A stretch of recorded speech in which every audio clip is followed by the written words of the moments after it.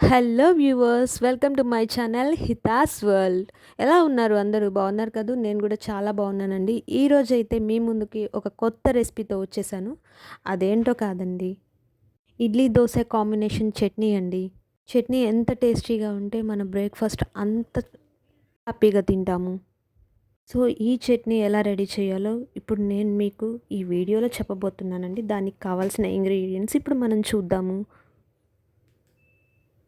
పల్లీలు, medium size tomato, medium size onion, పచ్చిమిర్చి ఎంత తక్కువగా వేసుకుంటే టేస్ట్ అంత బాగా వస్తుందండి. పిల్లలు తినడానికి కూడా చాలా బాగుంటుంది.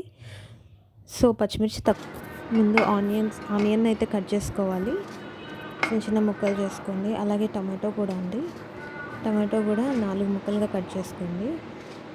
పచ్చిమిర్చిని కట్ చేయాల్సిన అవసరం లేదు. సో వీటన్నిటిని పక్కన పెట్టేసుకోండి. స్టవ్ వెలిగించి ఒక బాండీ పెట్టుకొని, బాండీ వేడవగానే ఆయిల్ వేసుకోండి. చూస్తున్నారు కదా, లైట్గా ఆయిల్ వేసుకుంటే సరిపోతుందండి. ఈ ఆయిల్లో పల్లీలు ఫ్రై చేయాలండి. ఫస్ట్ పల్లీలు వేయించుకోవాలి. పల్లీలు వేయించుకున్న తర్వాత మిగతావి ఈ ఆయిల్లోనే ఇదే సేమ్ బాండీలో వేయించుకోవచ్చు. మనం ఆయిల్ వేడెక్కి ఉంటుంది, చూద్దాం. పల్లీలు వేసేద్దాం. మనం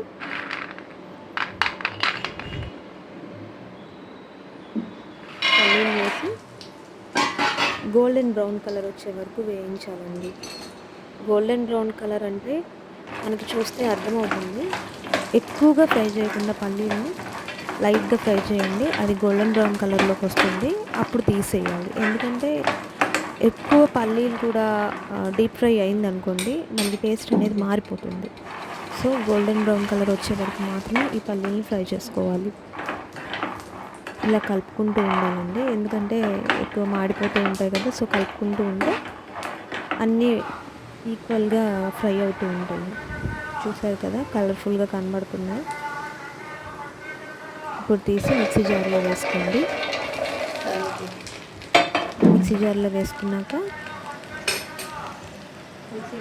అదే బాండీ పెట్టేయండి. మళ్ళీ స్టవ్ మీద మళ్ళీ కొంచెం ఆయిల్ వేసుకొని, ఇందాక మనం కట్ చేసి పెట్టుకున్న ఆనియన్స్, టొమాటో, పచ్చిమిర్చి ఈ 3 కూడా ఫ్రై చేసుకోవాలి.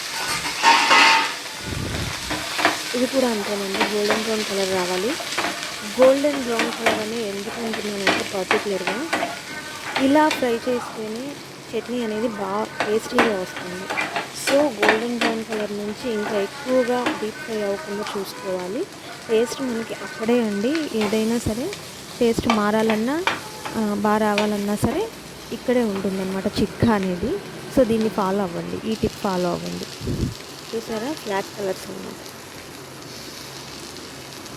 ఇలా ఫ్రై చేసుకున్న తర్వాత వీటిని కూడా తీసేసి మిక్సీ జార్లో వేసుకుంటున్నాయి.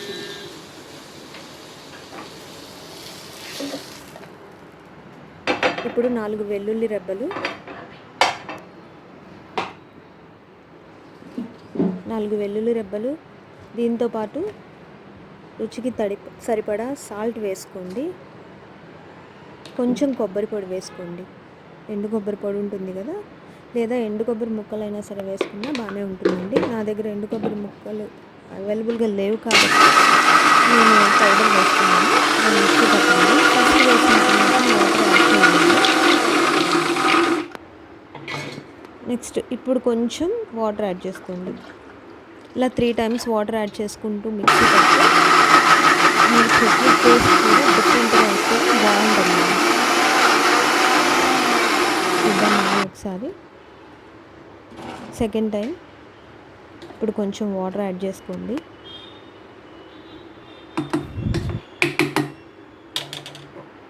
కొంచెం వాటర్ యాడ్ చేసుకొని మళ్ళీ గ్రైండ్ పట్టండి.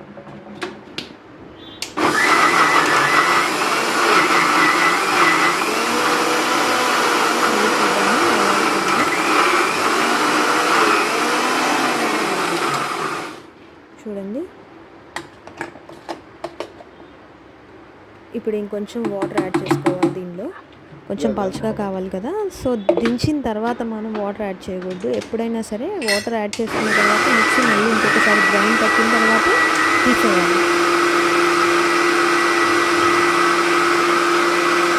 ఇప్పుడు మెత్తగా అయిపోయింది. సాఫ్ట్గా అయిన తర్వాత ఒకసారి చూద్దాం ఎలా అయిందో.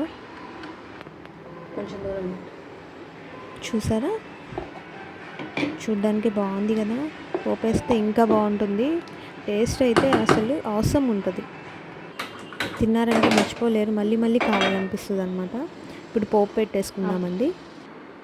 కొంచెం ఆయిల్ వేసుకొని